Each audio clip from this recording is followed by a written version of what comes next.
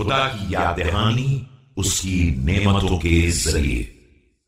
جعل لكم اسماعا لتعي معاناها وابصارا لتجلو عن عشاها واشلاء جامعة لاعضائها ملائمة لاحنائها في تركيب صورها ومدد عمرها بأبدان قائمة بأرفاقها۔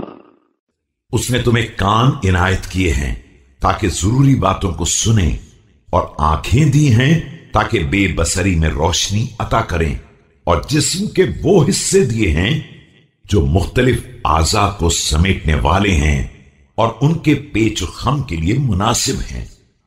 صورتوں کی ترکیب اور عمروں کی مدت کے اعتبار سے ایسے بدنوں کے ساتھ جو اپنی ضرورتوں کو پورا کرنے والے ہیں۔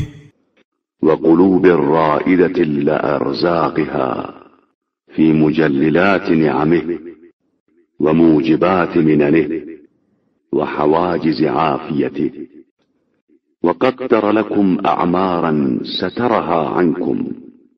اور ایسے دلوں کے ساتھ جو اپنے رزق کی تلاش میں رہتے ہیں، اس کی عظیم ترین نعمتوں، احسان مند بنانے والی بخششوں اور سلامتی کے حصاروں کے درمیان اس نے تمہارے لیے وہ عمریں قرار دی ہیں جن کو تم سے مخفی رکھا ہے۔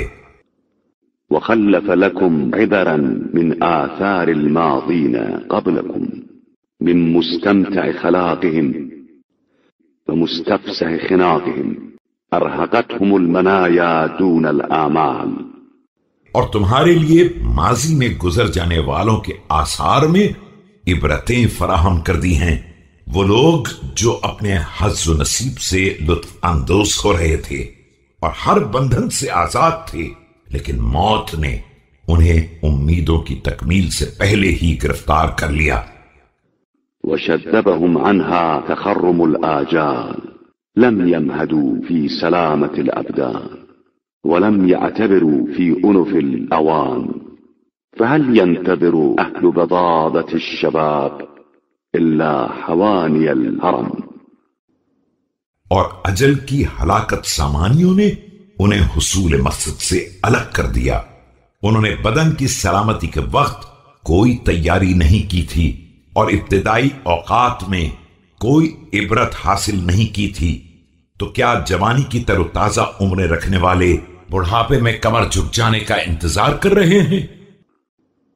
وأهل غضارة الصحة إلا نوازل السقم وأهل مدة البقاء إلا آونة الفناء، مع قرب الزيال وأزوف الانتقال وعلز القلق وألم المضض وغصص الجرب۔